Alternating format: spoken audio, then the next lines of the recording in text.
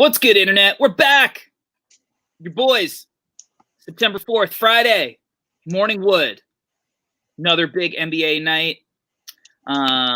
Huge day today. Huge day. Tony Hawk, Pro Skater 4. Big day. Pro Skater 4. What are you talking about? It's 1 and 2. Sorry. Tony Hawk, Pro Skater 1 and 2. On September 4th. On September 4th. I know everyone's excited about NBA 2K21 today. It's fine. But today's going to be a Pro Skater day for Morning Wood. I can't wait for Tony Hawk Pro Skater. I'm going to be playing this nonstop. My boss is going to be very upset with me. He'll never know unless he tunes into the show. One other thing I got for you before we dive in. Sure. Have you heard about the new couple that's around town? Jay Cutler? Holy shit, is there two worst people who deserve each other? Jay Cutler, Tommy Lauren, they are the worst. They suck. I just like these people so much individually, and you put them together. This is like the Megatron of shit. Somebody made a really good joke that on Twitter, they were like, it actually makes a ton of sense because all of Jay Cutler's passes were far right. Yep. Yeah, they nailed that. So let's get into the basketball so we don't have to talk about those shitty people anymore. We got to start with Raptors, right? Yeah, let's start with the Raptors. Dude, that shot's fucking nuts, man. That's insane. I mean, bravo, incredible shot. It is just so much fun watching that. And again, selfishly, I can't be more jealous to not have a horse in this race. Because if that was, a situation or a team that you're rooting for, Toronto's got to be fucking losing their mind after that shot. That's nuts. Yeah, that shot gave Toronto life in the series. Yeah. It's a total possible turnaround. Now they can do a full 360 on the series. See what I did there? Larry, there's a joke. Larry hates the 180, 360 thing. I mean, just their mentality. They lose that. They miss that shot. And obviously the series is over. Now they can go into game 4, and instead of getting ready to pack their bags, they could be like, hey, we could be here for the long haul. Yeah, it brings momentum back on their side. So it at least, they got to build off of it. Now, going the shot aside, which is absolutely insane, everything about it, absolutely nuts. Yeah. The Raptors really gave them everything they possibly could. Like they dominated the second half. They did, but it's kind of like the difference between that second game and the third game is just that they're still getting the same hard shots. Nothing changed in that regard. They're just hitting them now. Shot, Ray Dog.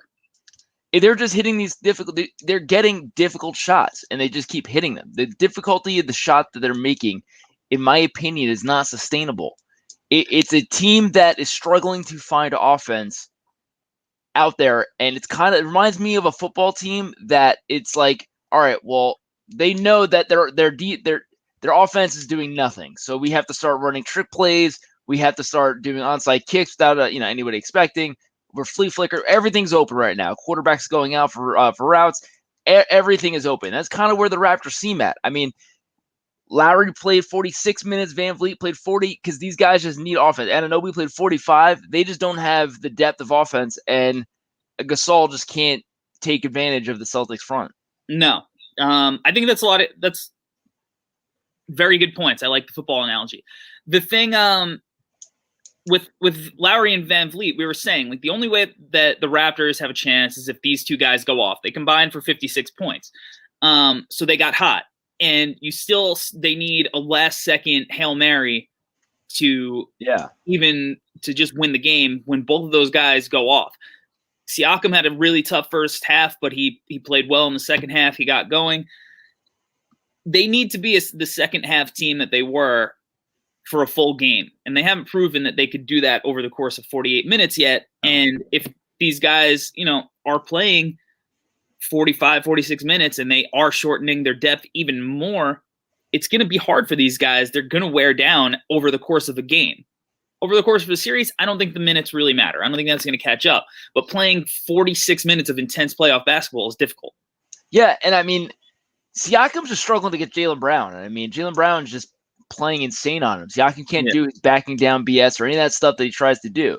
So the problem is I don't see what additional adjustments the Raptors can make. This offense that they're scoring in the last game is just not sustainable. It's literally it's jump shooting.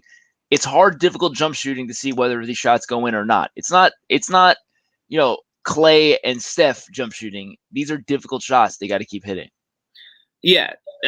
So one of the ways they got going is they tried turning defense into offense, pushing the pace, getting out in transition, which they've been trying to do over the first 2 games as well, but the shots just happen to go in. They have to.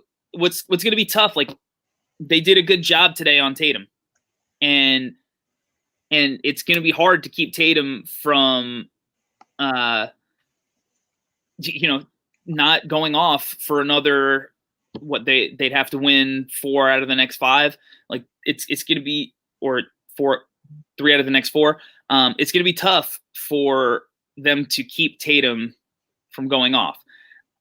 They went to that little zone in the second half, which kind of messed the Celtics up for a little bit. Sure. And they countered it. They went with Cantor, but Cantor gets destroyed on the other end when he's on the floor. I absolutely love Nick Nurse doing shit like that. It's something interesting, but like you said, it's all trick shit. Like, if they practice today, they're going to learn how to break the zone without Cantor in 2 seconds. They're NBA players. Sure. Zones are gimmicky, like you said with the trick plays. So I don't know. They got to keep having their guys grind out, and they got to try to find ways to get consistent scoring. Siakam's probably going to be the guy that they need to figure things out for. He's the guy who needs to be like, all right, I got to go in a little bit in the second half. Well, whether it's a shot, like I said, I want to see him get to the line. I want to see him face up in the little 15-foot area. I mean, I want to see anybody get to the line. That's part of the problem too. I mean, granted, it's hard for smaller guards to live on the free throw line and draw fouls, but Kyle Lowry, 4 free throws. Van Vliet, 2 free throws. Siakam, 4 free throws. Anunoby, 2 free throws. Gasol, 1 free throw. Like, you got to get to the line more. You got to get to the line. This is playoff basketball. The game slows down. When the game starts turning to a grind, you can't be a jump shooting team when you're not Steph and Clay. You have to be a team who can get into the half court and figure out how to get efficient offense when the shot's not dropping. The shots started dropping. I mean, for Lowry, he started like 0 for 5 or something from the 3-point line. He hit a couple in the second half. But, these are the games. Like, they're just not the team that has those guys that have – they don't even have a Corey Maggette who's just a random dude who you can throw it and get to the line 8 times a game. So that, to me, is their number one thing. How do they figure out how to get efficient offense? How do they figure out how to get to the free throw line? Let's see. Ray Dog says, man, I miss crowds so much because I'd love to see Boston having to go to Toronto and feel that. Boston going to have to cut the heart out of Toronto to win now that they have life. Yeah, man. I mean, I'm jealous. That's the best way I could say it. That crowd would have erupted. They would have exploded off of that. And, I guess they would have been in Boston, so I guess they wouldn't have. But I'm just jealous. I'm a Knicks, Giants, Devils fan. I don't have a horse in any race that is not still in the stall. Like, every team I'm rooting for is bad right now. So it's just, I miss those moments of being able to cheer for something like that. Yeah, well said. I mean, I don't have anything to root for personally either at the moment. LaMelo, other than the draft, fucking respect. Dolo, our resident Pistons fan, October 15th, the day when Killian becomes a Piston. You know what? It's very possible. It's something to monitor there. Last point, our guy, Jeff Kemba's bounce pass may be the greatest. Dude, that was nuts. That was a great pass, man. Kemba was incredible yesterday. It really was. That was insane. And what that point brings me to, the Celtics have a guy when Tatum doesn't have it. They have a guy in Kemba who's used to shouldering an offense. Yeah, for sure. He did it his whole career. He did it at UConn. He's proven he could do it time and time again. How far that gets you, obviously, is not that far. He proved that it's really first round of the lottery. But when he's a guy who you just need to be like, hey, Kemba, go get buckets when Tatum doesn't have it, the Celtics have that. And that's something that you're going to watch going forward in this series, and potentially going even further if they end up playing Miami or Milwaukee, when both of those teams have guys that you could at least throw at Tatum and Brown and say slow them down. And you got to be like, hey, Kemba, we signed you. You're the veteran. You're our leader. Go out and do this. So that's something that Boston has. It's the wild card. It's the what they have up their sleeve that a lot of these other teams don't have, except for Miami, because Goran Dragic's the greatest player of all time right now in the playoffs. And still remember, Gordon Hayward's not playing. No, Gordon Hayward's not playing. Did I say Gordon Hayward? I meant Goran Dragic. No. I'm just saying, the Celtics are going to have more options on this menu to pop up the longer this lasts. Yeah, for sure. So Clippers Nuggets was not that fun. Yeah, let's do this. It wasn't that fun. It's a combination of, is it the Nuggets just have absolutely nothing to throw at the Clippers, or are the Nuggets exhausted from, this insane 7-game series they were just on? But the Clippers defense absolutely shut them down, and then everything else was brutal to watch. Yeah, so I think it was a combination of everything. I mean, there's that clip of Jamal Murray post-game after their Game 7 win where Scott Van Pelt says, what are you guys going to do between now and Thursday? And he goes, we play on Thursday? And just like you could see his head spinning in that moment. So clearly they're tired from this hard-fought battle. Yeah, I mean, we talked about, we gassed up Jokic that he needs to be the focal point in this entire. If the Nuggets have any chance, it's all on Jokic. I mean, he played 29 minutes, had 3 boards. That's not what we're looking for. Didn't shoot very well, and it seemed like early they were trying to feed him. They were, and he had it going. He did, and it was competitive early, and then it's just the defense stepped up, the exhaustion set in, and the game just got out of hand for the Nuggets. And I mean, Kawhi, man, 12-16. He's playing at a different speed than everybody in the playoffs. I'm talking about he's playing at a different speed than LeBron. He's playing at a different speed than Luka was. Like he just does everything that he wants to do on his own time, just going about his day. Doesn't care, doesn't matter, time, score, whatever. Analytics, unfazed, doesn't matter. He is just doing what he does. And he's doing it so easily. Like, look, in the games that Luka dominated, in the games that Dame dominated, in the games that LeBron was dominating, you could tell the effort level that they're putting in. You could tell they're playing hard. They understood the moment. They were giving everything that they had. It doesn't feel like Kawhi is giving everything that he has, and he's dominating the game. He gets to his spots whenever he wants. We say it all the time. It doesn't matter how slow it looks, how stiff it looks. It doesn't matter. He is just doing what he wants to get to his spots. And I'm trying to figure out who the hell is going to stop him from doing that. Nobody on the Nuggets. Nobody on the Nuggets. So, I mean, this one is going to be a quick one. I think so too. This year is going to be a quick one. I think it's going to be a quick one, and I'm just more so impressed that we haven't talked about Clippers throwing out 13 guys yesterday and Noah not being one of them. Yeah, Doc Rivers is You think they gave Noah a jersey, or is he just suiting up? I don't know. Noah's been wearing this this headband that seems like something you would wear to like recreational volleyball. I like it. But the headband says to me like, I'm ready to chill today. Like it's a chilling headband. I'm always down for that. Yeah, it's like, hey, we're gonna hang out. We're here. I'm gonna watch some basketball up close. I got a front row seat. I'm chilling, which I hate because the only way that I could ever possibly root for the Clippers is if Joakim Noah was playing, because I want him to get a ring, because that man has never been on a basketball court and hasn't played 100% in his life. That could be true when he actually wants to be on the basketball court. Look, adjustment-wise, the Nuggets just tired or not, they have to get tougher. They need to just do everything more efficiently that they're doing. What are they going to do when Jamal Murray isn't playing against a drop-covered Rudy Gobert and can just pull up from 3? How are they going to get him open? Are they going to run him off movement more? How are they going to maybe work in some like Embiid, JJ Redick dribble handoffs with him and Jokic, making Jokic are they going to get Jokic going again in the post, or are they going to abandon it when things start getting tough? Those are the questions that I have. And defensively, how are they going to figure out how to stop Kawhi? It's got to be a group effort. Maybe do some weird things. Maybe they should go zone. It's time for them to start doing the onside kicks after halftime. Start getting the flea flickers and start getting all the menus. It's getting weird. The options of the menu out. It's got to get weird over there. It has to. I just don't see any adjustment or anything like that. They're just the Nuggets are just outmanned. They are, but they had a great first round that we'll always remember.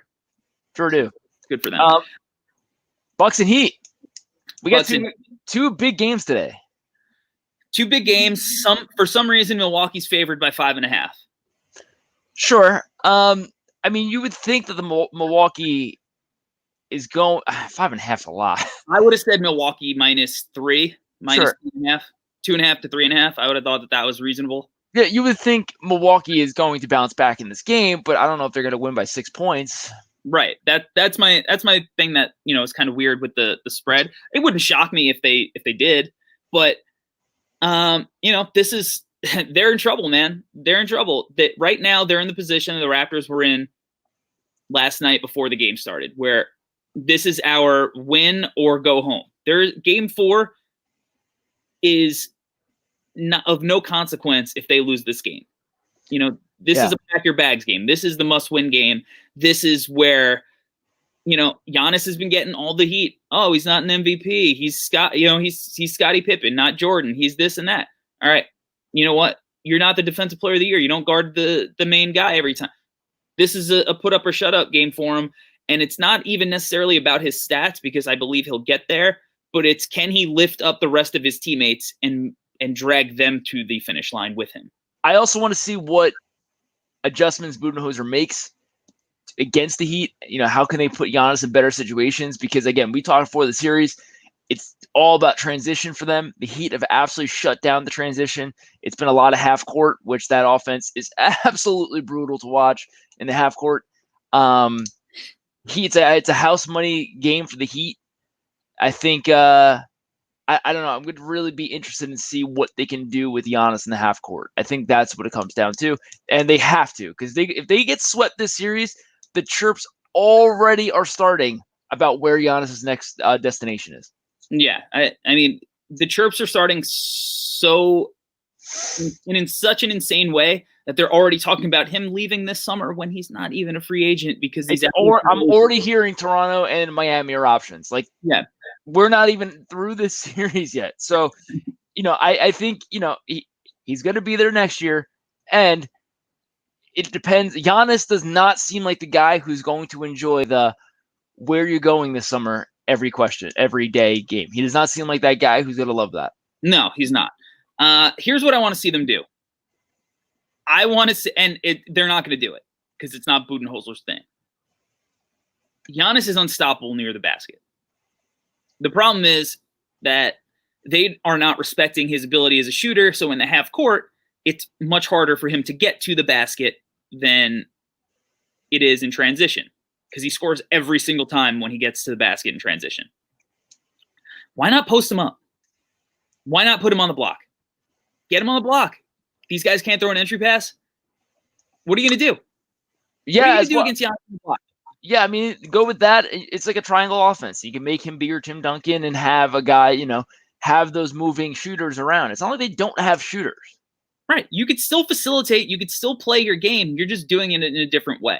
Giannis is insane around the basket. You have to double down on him, potentially triple down. And when that happens, it's going to open things up, and that's where you get the extra passes and you get the open shots. And that leads to driving kicks too, because as soon as that ball swings and defenders are recovering out, now this is where your driving lanes happen. And guess what? If Giannis is starting down on the block, now he's in the dunker spot. Now he's getting those Clint Capella alley-oops. I don't know. They got to do something besides. They got to do something. And if we all remember, if you remember a little bit, Brook Lopez is 7 foot and is one of the most skilled big men in the league when posting up. He actually used to do that before he was just a spot up fucking 3-point shooter all the time. So it's like watching Brook Lopez score on those Nets teams in the post was like, Jesus Christ, he can do this at will. Like there's just nobody who can stop him. He's too damn big and he's too damn skilled. And give it a shot. Some possessions, keep the ball moving, go down, try to post up and kick out. If you put Giannis down the block, you put, you either have Middleton or Bledsoe entry pass to him and keep Brook Lopez and then on the opposite side on the corner. That man crashes. If Brook's man crashes to try to help on Giannis at the post, it's got to leave him wide open for an elbow jumper. Yeah. I don't know. They got to try something. I like our. Again, it's not like this is going to work 100% of the time. It's not like these guys are dumb. It's just try something new. It's going to be hard because Budenholzer just likes to stick to his offense that he ran all year. It's the difference between a coach, again, bringing it back to football, the coach who coaches the same way and the same play for everything like that for the entire regular season. You go into the playoffs to try to run the same plays. You have to change it up in regards to the team you're playing. Like at this point in the season, whatever you do with your offense on both sides, both teams, the other team knows what you're doing. Yeah. You're like film rooms have given each player like 100-page manual on what every little intrinsic movement for each team is. Yeah, New York Giants assistant coach legend Bill Belichick. What he always did was he takes out the best option on the other team. So it's, if this team has a strong run game, we're going to stack this. You get it. He's going to figure out the weaknesses in the other team or figure out the best option, take that best option out, and let them try to, use their weaknesses as their advantage. Yeah, and, that's what you need to do. And we're going to see what Bud does. Also, just play the guys. You saw it with Toronto. They played all of their guys the entire game.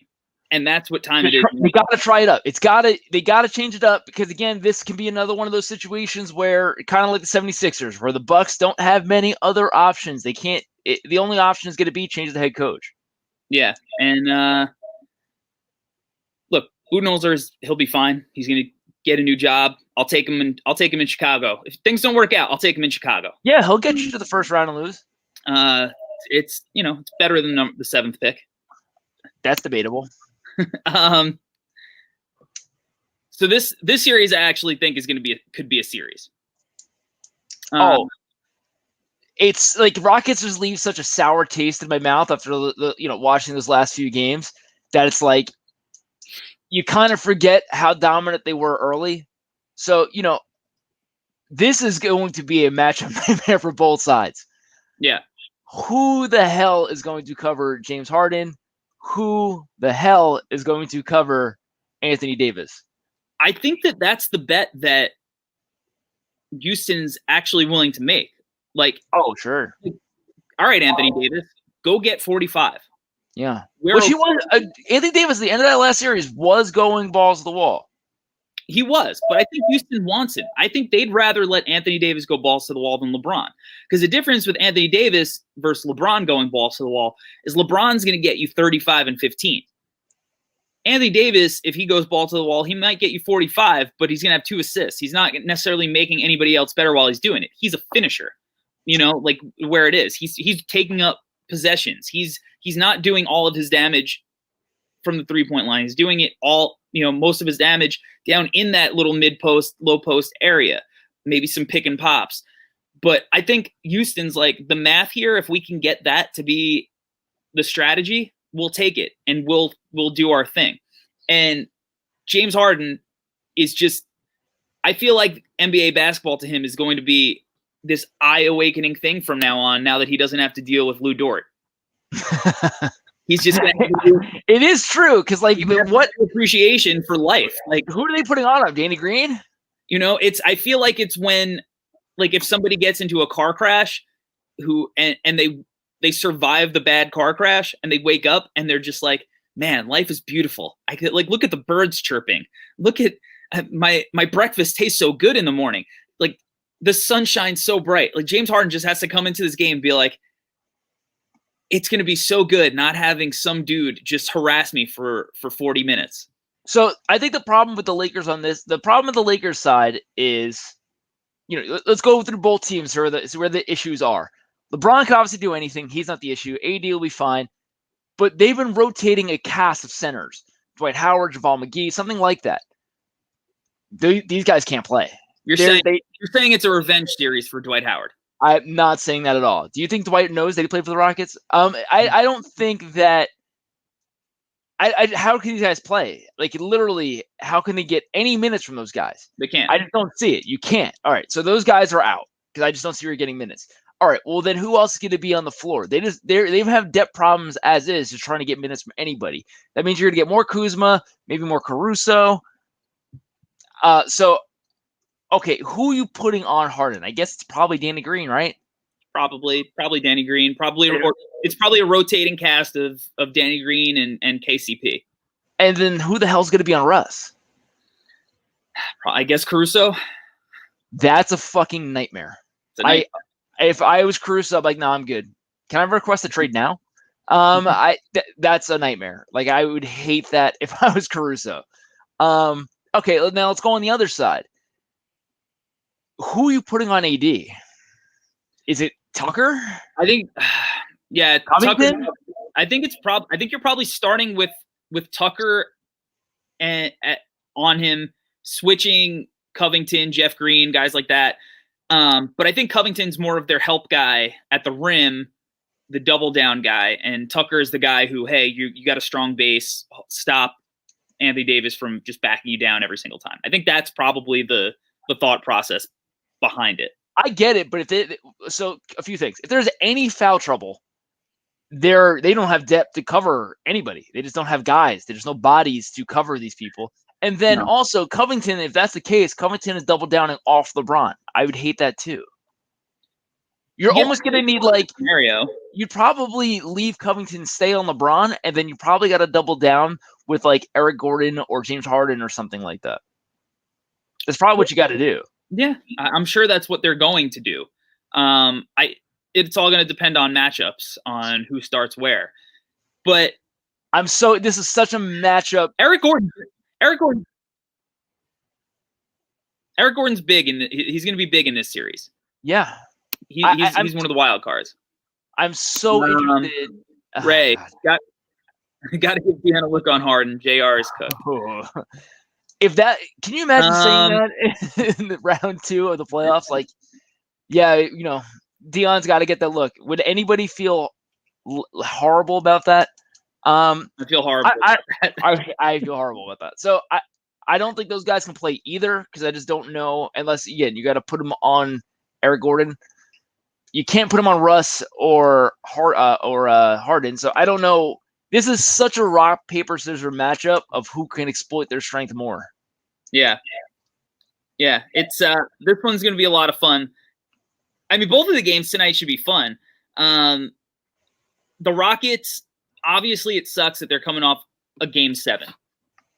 Them coming out off of Game 7, you see how it possibly affected the Nuggets. Now, on the other hand, the other argument is that the Clippers' talent is just overwhelming over the Nuggets. They would have done this anyway. And that may be the case. I don't think the Lakers have an overwhelming amount of talent over the Rockets. So this one, disregarding the aspect of how tired they are, this one should be much closer. And Game 1s don't necessarily tell the whole story, although I think they did in the Clippers-Nuggets series. But I feel like this Game 1 is going to tell a lot. Good. Yeah, it's going to be a matchup thing. It's going to be a feeling out thing of who's covering who's doing what. And then the thing with these guys is that there's a lot of adjustments that can be made from game to game because it is such weird pieces matching up against each other. Yeah, it's going to be a fun one. All right, let's finish it off with some best bets. I'm taking Lakers -6. Lakers -6. I've been all on the Rockets. I've been banging for the series since the beginning of the bubble. I just think the Game 7 effect, James Harden and Russ, I don't know how you leave what you just saw those last 2 to 3 games and feel confident. Lakers are rested, and I just don't see how they can cover AD or LeBron. I'm going to go the other way, and I'm going to take Rockets +6. Nice. I don't necessarily know if the Rockets are going to win the game, but 6 points is a decent enough amount of points that I'm also worried about who's going to be able to stop Russ and Harden from getting to the hoop. So, granted, it's nice when you have Anthony Davis waiting at that hoop. Sure. But I'm going to take the 6 points because I don't feel confident enough in Milwaukee to take care of business because it seems like that whole organization is shook right now. Oh, yeah. So that's and it should be. Yeah, they should be. Oh, they should be. It's not up time. This is one of the biggest games in this iteration of their franchise's history. Coming up tonight. And we got a lot of fun games this weekend. Are we doing Monday? Yeah. Great. Yeah. Oh, I'm sorry, Mr. Labor Law. Labor Day doesn't apply to you, officer. Sorry. Yeah, we'll be here on Monday. Great. We're working overtime on Monday. Wow, I'll be here on Sunday then. All right. We'll see you then, guys. Peace.